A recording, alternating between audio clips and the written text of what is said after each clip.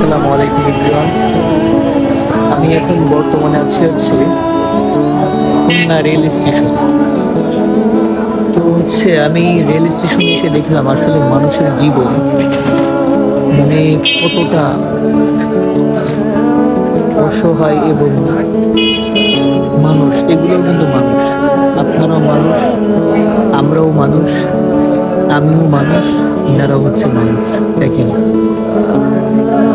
ঘুমোচ্ছে এখানে, এখানে সবাই নিশ্চিন্তে ঘুমিয়ে আছে, কোনো টেনশন ছাড়া। এনারাও কিন্তু মানুষ। দেখেন মানুষের ভিতরে তফাৎটা দেখেন। আসলে আল্লাহ কার কখন কোথায় কি অবস্থায় রাখে, এটা হচ্ছে একমাত্র আল্লাহ তাআলা ছাড়া কেউ বলতে পারে না।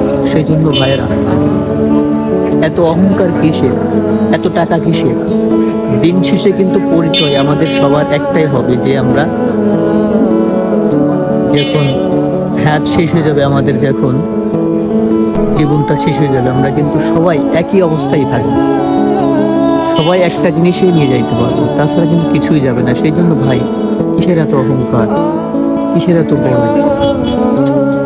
সেই জন্য ভাইরা, যতটুকু পারেন মানুষকে উপকার করেন, মানুষকে ক্ষতি করার চেষ্টা করেন না।